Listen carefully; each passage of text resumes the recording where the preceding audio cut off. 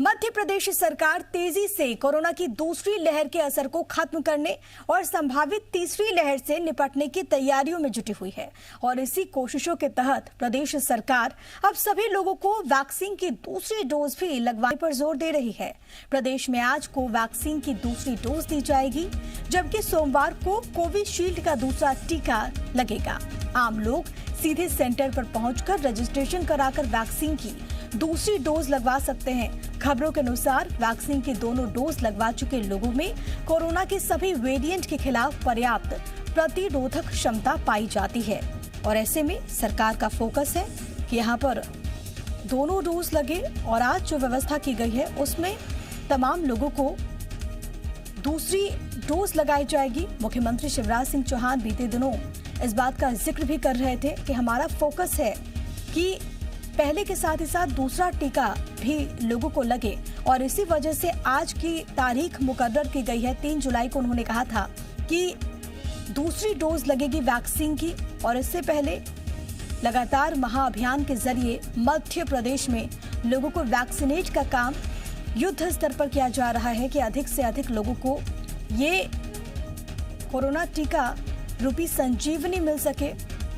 और इसी कोशिशों के तहत लगातार प्रदेश में व्यापक अभियान चलाते हुए लोगों को इससे जोड़ा जा रहा है और इस वक्त वैक्सीनेशन के मामले में लगातार मध्य प्रदेश नए कीर्तिमान स्थापित कर रहा है।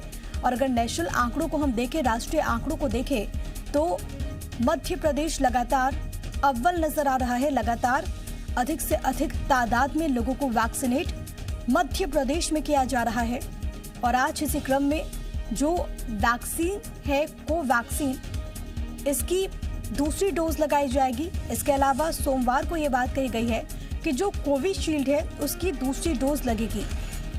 अगर आपको पहले कोवैक्सीन लगी है तो आज आपको दूसरी डोज लगेगी और अगर आपको कोविशील्ड पहले लगी है तो आप सोमवार को तमाम टीका केंद्रों में जाकर आप अपनी दूसरी डोज ले सकते हैं।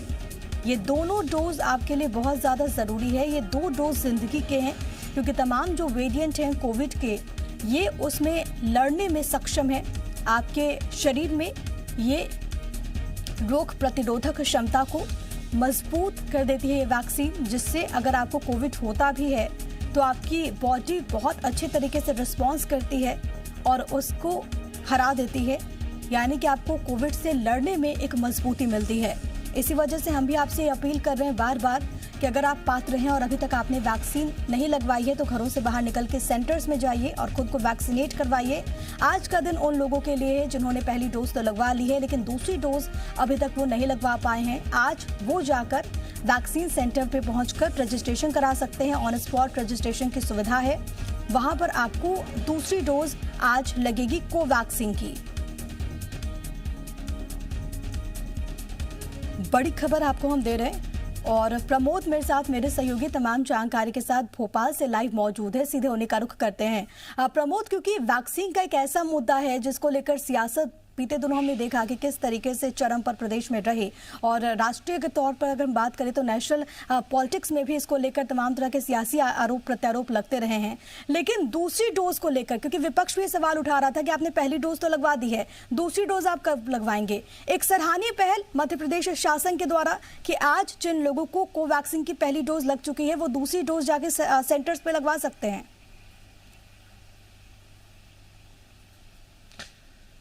देखिए, कोरोना से यदि मजबूती से लड़ाई लड़ना है और प्रदेश की जनता को यदि पूरी तरीके से सुरक्षित करना है तो कोरोना वैक्सीन के दोनों डोज लगवाना बेहद ज़रूरी है और अब मध्य प्रदेश सरकार का जो फोकस है वो सेकंड डोज पर है।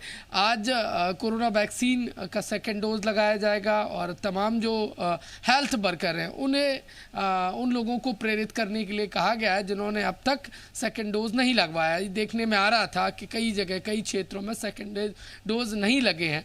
अब ऐसे में सरकार की मंशा यही है कि समय रहते जल्द से जल्द दोनों डोज लग जाए। फर्स्ट डोज लग गए तो अब सेकेंड डोज पर फोकस है और सेकेंड डोज लग जाएगा तो लोग सुरक्षित हो जाएंगे। प्रदेश के जो जनता है उसकी जान की चिंता सरकार कर रही है। इसी मद्देनजर ये जो वैक्सीनेशन महाअभियान का जो हम कहेंगे फोकस कार्यक्रम है वो सेकेंड डोज पर है। देखिए आज प्रदेश भर में कोरोना वैक्सीन का सेकेंड डोज लोगों को लगाया जाएगा। संजीवनी लगाई जाएगी। इसके बाद लोगों को सुरक्षित करने का काम मध्य प्रदेश सरकार लगातार कर रही है और ऐसे ही 5 जुलाई को भी कोरोना वैक्सीन का सेकेंड डोज लगाया जाएगा। देखिए कहीं ना कहीं कई क्षेत्रों में ये बात निकल कर सामने आ रही थी कि लोगों ने समय हो जाने के बाद भी कोरोना का सेकेंड डोज नहीं लगवाया, वैक्सीन का सेकेंड डोज नहीं लगवाया और ऐसे में सेकेंड डोज पहली डोज तो लगी है लेकिन दूसरी डोज का वो इंतजार कर रहे थे, आज से वो दूसरी डोज लगवा सकते हैं। प्रमोद बने रहिएगा। इस बीच एक और अहम खबर है वो अपने दर्शकों को यहाँ पर बता देते हैं। मुख्यमंत्री शिवराज सिंह चौहान आज इंदौर का दौरा करने वाले हैं। मुख्यमंत्री शिवराज सिंह चौहान जिला क्राइसिस मैनेजमेंट समिति के सदस्यों के साथ कोविड की संभावित तीसरी लहर की तैयारियों की समीक्षा करेंगे। इंदौर में अलग अलग अस्पतालों में 11.25 करोड़ रुपए की लागत से 11 ऑक्सीजन प्लांट तैयार किए गए हैं, जिनका सीएम आज लोकार्पण करेंगे। मुख्यमंत्री शिवराज सिंह पीसी सेठी अस्पताल पहुंचकर जायजा भी लेंगे। पीसी सेठी अस्पताल को तीसरी लहर के मद्देनजर तैयार किया जा रहा है। यहाँ पर बेड की संख्या 250 तक की जा रही है। यहाँ पर कोरोना संक्रमित बच्चों और महिलाओं का इलाज किया जाएगा। दौरे के आखिर में सीएम शिवराज वैक्सीनेशन में नंबर 1 रहने पर धन्यवाद इंदौर कार्यक्रम में लोगों का सम्मान करेंगे। सीएम शिवराज सिंह जिले को कई विकास कार्यों की सौगात भी आज देने वाले हैं। तो अपने आप में दौरा बेहद ज्यादा खास है। तमाम चीजों को लेकर मुख्यमंत्री समीक्षा करेंगे।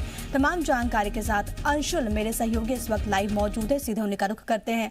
अंशुल, क्योंकि इंदौर एक ऐसा जिला है जो कि हमने देखा चाहे वो फर्स्ट वेव हो चाहे वो सेकेंड वेव हो, यहाँ पर सबसे ज्यादा असर देखने को मिला। तीसरी लहर की चुनौतियां जाहिर तौर पर इस वक्त बढ़ जाती हैं। तमाम जो आशंकाएं जाहिर की जा रही हैं उसको लेकर आज सीएम का दौरा कई ज्यादा खास हो जाता है। इसके अलावा और क्या कुछ महत्वपूर्ण रहने वाला है इस दौरे के दरमियान? जी प्रिया, बता दूं कि तीसरी लहर को लेके इंदौर ने ही अपनी तैयारी जो है जोर शोर से शुरू की है और खुद मुख्यमंत्री इसकी मॉनिटरिंग कर रहे हैं। और आज इंदौर आने पर मुख्यमंत्री लगभग 2:45 बजे जब इंदौर पहुंचेंगे तो उसके बाद सबसे पहले इंदौर में क्राइसिस मैनेजमेंट कमेटी के सदस्यों के साथ कोरोना की तीसरी लहर पर चर्चा करेंगे और प्रशासनिक अधिकारियों से फीडबैक भी लेंगे कि तीसरी लहर को लेकर किस प्रकार की तैयारियां की जा रही है। साथ ही अभी माना जा रहा है कि तीसरी लहर को मुख्यमंत्री शिवराज सिंह चौहान जो है इंदौर को लेकर कुछ अन्य निर्देश भी दे सकते हैं और अन्य तैयारियों का जायजा भी जो है ले सकते हैं। इसके साथ ही मुख्यमंत्री पीसी सेठी अस्पताल पहुंचेंगे जो कि बच्चों और गर्भवती महिलाओं को ध्यान में रखकर पूरा तैयार किया जा रहा है। और जिस तरह से बात कही जा रही है कि तीसरी लहर में सबसे ज्यादा असर बच्चों पर ही होने वाला है, तो इसी को ध्यान में रखते हुए इस अस्पताल में विशेष तैयारियां की जा रही हैं। लगभग 250 बेड का ये अस्पताल जो है तीसरी लहर के लिए पूरी तरह से तैयार किया जा रहा है और यहाँ पर सभी वे व्यवस्थाएं जुटाई जा रही हैं जिससे कि कोरोना से लड़ा जा सके। इसके बाद मुख्यमंत्री शिवराज सिंह चौहान जो है वो धन्यवाद इंदौर कार्यक्रम में भी पहुंचेंगे, क्योंकि जिस तरह से वैक्सीनेशन में इंदौर ने नंबर 1 का ताज हासिल किया है, उसके बाद कहीं ना कहीं ये बात जरूर कही जा रही थी कि मुख्यमंत्री इंदौर की जनता का धन्यवाद देने आएंगे। और आज उसी कार्यक्रम में मुख्यमंत्री शिवराज सिंह चौहान जो है वो जनता का धन्यवाद करेंगे और साथ ही वहां से कई विकास कार्यों की सौगात भी जो है वो शहर को देने वाले हैं। अलग अलग विधानसभा के विकास कार्यों के साथ ही सबसे महत्वपूर्ण सौगात जो है वो ऑक्सीजन प्लांट की है, जो कि कई अस्पतालों ने तैयार करके लगाए हैं। उनका भी आज लोकार्पण किया जाएगा और लगभग 25 ऑक्सीजन प्लांट जो है उनका भूमि पूजन भी किया जाएगा, जो कि आने वाले 1 से 2 माह में बनकर इंदौर के अलग अलग अस्पतालों में तैयार हो जाएंगे। नजर बनाए रखिएगा अंशुल, आपसे आगे भी अपडेट लेंगे। फिलहाल के लिए बहुत शुक्रिया आपका तमाम बातचीत के लिए। अब मध्य प्रदेश के सभी बालक और बालिका आवासीय छात्रावास अब नेताजी सुभाष चंद्र बोस आवासीय बालक बालिका छात्रावास के नाम से जाने जाएंगे। केंद्र सरकार के स्कूल शिक्षा और साक्षरता विभाग की सालाना कार्य योजना की बैठक में यह फैसला लिया गया। इसके बाद राज्य शिक्षा केंद्र ने सभी जिलों के कलेक्टर्स को साल 2021-22 से जिले में स्थित सभी हॉस्टल में नेताजी सुभाष चंद्र बोस आवासीय बालक बालिका छात्रावास का नाम लिखवाने और आगे भी इसी नाम से पत्राचार के निर्देश जारी कर दिए हैं। और तमाम जानकारी के साथ प्रमोद मेरे सहयोगी लगातार बने हुए हैं। प्रमोद, इस बाबत और क्या कुछ जानकारी आपके पास? निर्देश जारी हो चुके हैं?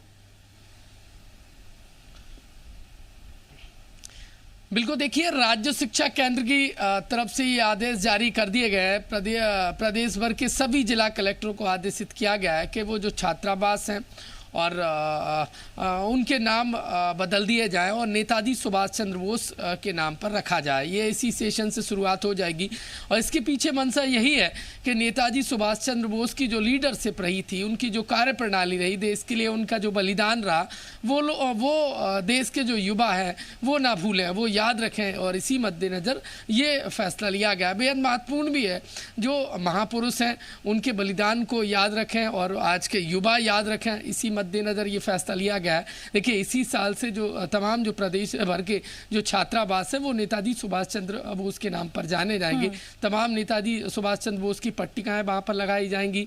इसके लिए राज्य शिक्षा केंद्र के संचालक धनराज राजू ने आदेश जारी कर दिए हैं। सभी जिला कलेक्टरों को आदेश जारी किए गए। मंशा यही है, साफ मंशा है कि जो देश का भविष्य कहे जाने वाले युवा हैं, जो बालिका छात्रावास या फिर अन्य जगह रहेंगे छात्र छात्राएं, वो नेताजी सुभाष चंद्र बोस के बारे में जान सकें।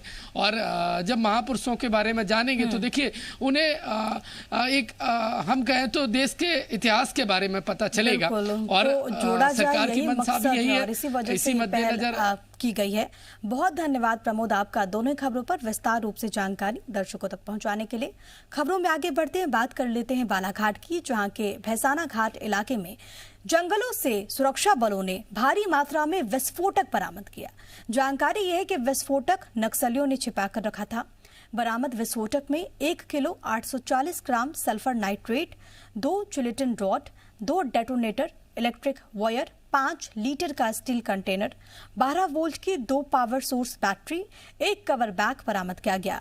यह विस्फोटक गढ़ी में तैनात सीआरपीएफ के जवानों ने बरामद किया। जानकारी यह है कि नक्सलियों ने यह विस्फोटक सुरक्षा बलों को नुकसान पहुंचाने के लिए डंप करके रखा था।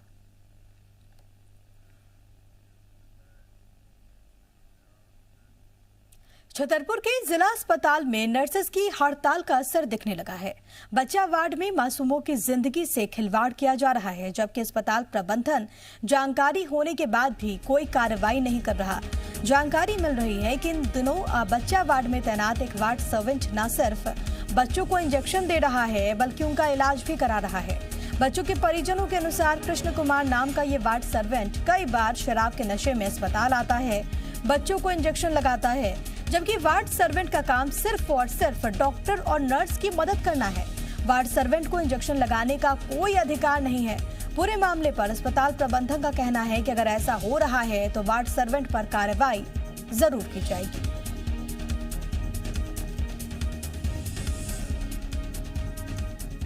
सर, हमारी 6 घंटे की ड्यूटी है, ठीक है। हम नाइट भी कर रहे हैं, इवनिंग भी कर रहे हैं, मॉर्निंग भी कर रहे हैं। वो इसलिए कर रहे हैं कि हम ये सोचते कि हमारे पीछे कोई बच्चा अगर बच रहा है तो उसका मैनेजमेंट करवा देते हैं। 24 घंटे क्यों ड्यूटी करनी पड़ेगी, क्या कारण? हमारा कारण ये है कि कोई बच्चा ये नहीं हो कि मर जाए। हमारी देखो, मेहनत हम करेंगे, चाहे कोई हो, हम सबके लिए मेहनत करते हैं। अभी हमें करनी पड़ रही है आपको 24 घंटे ड्यूटी, इसलिए हमें करना पड़ रही है कि पूरा स्टाफ हड़ताल पे है। आपके द्वारा ये मामला भी संज्ञान में आया, आरएमओ जिला चिकित्सालय के द्वारा इनकी जांच करा के उपयुक्त कार्रवाई की जाएगी। तो वार्ड सर्वेंट की कार्य क्या रहते हैं? वार्ड सर्वेंट का काम मेन वार्ड के अंदर सिस्टर्स की और डॉक्टर्स की सहायता करना, मरीजनों की जो सेवा शुश्रूषा उसमें मदद करना, उनके दिए गए इंस्ट्रक्शनों का पालन करना। बच्चों को इंजेक्शन लगा सकता है क्या? ट्रीटमेंट कर सकता है क्या? नहीं, ट्रीटमेंट करने का काम डॉक्टर का होता है। कोरोना संक्रमण से भले ही अभी थोड़ी राहत मिल गई हो, लेकिन इस बीच अब डेंगू और चिकनगुनिया जैसी बीमारियों का खतरा मंडराने लगा है। यही वजह है कि ग्वालियर के स्वास्थ्य विभाग ने मौसमी बीमारी की रोकथाम के लिए लार्वा सर्वे करना शुरू कर दिया है। इसके साथ ही जरूरी दवाइयों की व्यवस्थाएं भी हो रही हैं। बीते सालों में देखा गया कि बारिश के मौसम में डेंगू, चिकनगुनिया जैसी बीमारियां फैलने का खतरा बढ़ जाता है। कोरोना की तीसरी लहर से पहले मौसमी बीमारी से इम्यून सिस्टम के कमजोर होने की संभावना है। ऐसे में स्वास्थ्य महकमा पूरी तरह से अलर्ट है। सीएमएचओ ने मलेरिया कंट्रोल टीम को लार्वा सर्वे, नष्टीकरण और लोगों को जागरूक करने का काम दिया, जिसकी डेली रिपोर्ट सीएमएचओ कार्यालय में जमा भी कराई जा रही है। सीएमएचओ ने लोगों से अपील की कि वो कोरोना गाइडलाइंस के पालन के साथ ही मौसमी बीमारियों के प्रति भी जागरूक रहें। हाँ बिल्कुल, हमारे इस पे जो हमारे नोडल ऑफिसर हैं मलेरिया और उसके डेंगू के, वो उनकी पूरा जो कार्रवाई होती है हर साल लार्वा सर्वे और स्प्रे का, बाकी सर्वो भी जो होता है उनका कार्रवाई वो लगातार जारी रखे हुए हैं। उनको स्पष्ट निर्देश हैं कि अपन को इस पर ध्यान रखता है, क्योंकि कोविड के साथ साथ अगर ये हो जाएगा तो बहुत गंभीर विषय बन जाता है, स्थिति गंभीर हो जाती है। अतः इसके लिए पहले से बरसात से पहले कार्रवाई जारी की जा चुकी है। खबर रतलाम से है, जहां पर कोरोना के बाद अब डेंगू ने दस्तक दी है। 2 गांव में डेंगू के मामले सामने आने के बाद जिला प्रशासन अलर्ट है। फिलहाल एक गांव के डेंगू की चपेट में आने से गंभीर स्थिति बनी हुई है। कलेक्टर के आदेश के बाद गांव में स्वास्थ्य टीम ने कैंप लगाया। स्वास्थ्य विभाग गांव के हर घर में स्वास्थ्य परीक्षण कर रहा है। गंदे पानी की जांच के साथ सफाई हो रही है। जिला मलेरिया अधिकारी गांव में मौजूद हैं। जांच के बाद 80 लोगों में डेंगू के लक्षण पाए गए, जबकि 20 लोगों में डेंगू की पुष्टि हो चुकी है। 10 मरीजों का गंभीर हालत में रतलाम के निजी अस्पताल में इलाज चल रहा है। कलेक्टर के अनुसार लोगों में जागरूकता न होने की वजह से गाँव में गंदगी पसरी है और इसी वजह से बीमारी फैली है। हमें डेंगू की सूचना मिली। स्वास्थ्य विभाग की टीम पिछले 4-5 दिनों से वहां कार्यरत है। एक घर का कोई इकाई मान के वहां पे वो कार्रवाई कर रहे हैं, टेस्ट कर रहे हैं, फॉगिंग करा रहे हैं, जो पानी में जहां लार्वा फैल रहा है डेंगू का उसको खत्म कर रहे हैं। तो सारी कार्रवाई चल रही है। और मैंने कल बैठक लेकर स्वास्थ्य विभाग को ताकीद भी किया है कि ये हमारी रूटीन की एक्सरसाइज हर गाँव में होनी चाहिए कि कोरोना के साथ साथ अगर अन्य भी कोई मौसमी बीमारियां होती तो तत्काल उसका इलाज किया जाए। कैंप में लगभग हमने 80 ऐसे मरीज जोड़े। कुछ हमारी टीमें डोर टू डोर गई और 80 ऐसे मरीज जोड़े जिनको वाकई में सिम्टम्स थे, कहीं ना कहीं बुखार के लक्षण थे। और कुछ ऐसे भी थे जो उनके फैमिली मेंबर्स थे, तो उनका भी हमने सस्पिशियस मानकर उनका सैंपल्स लिया था। उसमें से 22 हमारे ऐसे मरीज हुए जिनमें डेंगू की पुष्टि हुई थी। और सबसे अच्छी बात है कि 7 मरीज हमारे रतलाम में भर्ती थे, 3 अदर हमारे नामली में। 10 मरीज जो ऐसे थे जो कि गए थे दिखाने प्राइवेट में। राजगढ़ के नरसिंहगढ़ से बीजेपी विधायक राज्यवर्धन सिंह ने प्रशासन के खिलाफ मोर्चा खोल दिया। विधायक निधि से महाराजा मेहताब सिविल अस्पताल में ऑक्सीजन प्लांट के लिए स्वीकृत 47 लाख की अनुशंसा वापस देंगे। प्रशासन पर आरोप लगाते हुए कहा कि अप्रैल में राशि स्वीकृत की गई थी, लेकिन अभी तक टेंडर नहीं बुलाया गया। बार बार कहने के बाद भी ऑक्सीजन प्लांट का काम शुरू नहीं हुआ। विधायक राज्यवर्धन सिंह के अनुसार बड़ी राजनीतिक साजिश हो रही है। कोरोना संक्रमण फैलने से सबसे अधिक मौतें नरसिंहगढ़ और ब्यावरा में हुई थी और इसी को देखते हुए ऑक्सीजन प्लांट के लिए 47 लाख विधायक निधि से स्वीकृत की थी। बताते चले कि इससे पहले भी राज्यवर्धन सिंह ने स्टॉप डैम में करोड़ों के घोटाले का आरोप लगाया और इस पर कोई कार्रवाई नहीं हुई। मुझे तो ऐसा विश्वास होता है कि नरसिंहगढ़ विधानसभा के साथ ऑक्सीजन प्लांट लगाने में कोई बहुत बड़ी राजनीतिक षड्यंत्र हुआ है। मैं जनता से अपील करता हूं, गलती मेरी नहीं है, गलती प्रशासन की है। कहीं न कहीं राजनीतिक रूप से मेरे कार्यों को दबाया जा रहा है। जो मैं जनता के हित में काम कर रहा हूं, प्रचारित कर रहा हूं, उनको भी बराबर नहीं किया जा रहा है। हर व्यवस्था को दबाया जा रहा है। मैं इस मामले में मुख्यमंत्री महोदय से भी चर्चा करूं। अलीराजपुर में महिला को तालिबानी सजा देने का वीडियो सोशल मीडिया पर काफी वायरल है और इसमें एक महिला को पेड़ पर लटकाकर लाठी डंडे से मारा जा रहा है। महिला के साथ मारपीट करने वाले कोई और नहीं बल्कि उसके पिता, 3 चचेरे भाई। ये वीडियो बोरी थाना क्षेत्र का है। जानकारी है कि महिला किसी कारण से घर से भाग गई और इसके बाद उसे पकड़कर पहले पीटा गया। इतने से दिल नहीं भरा तो पेड़ पर लटका दिया। चारों आरोपियों ने लाठी डंडे से पिटाई की। वीडियो वायरल होने के बाद पुलिस हरकत में आई। महिला की शिकायत पर चारों आरोपियों के खिलाफ केस दर्ज कर उन्हें गिरफ्तार भी कर लिया गया।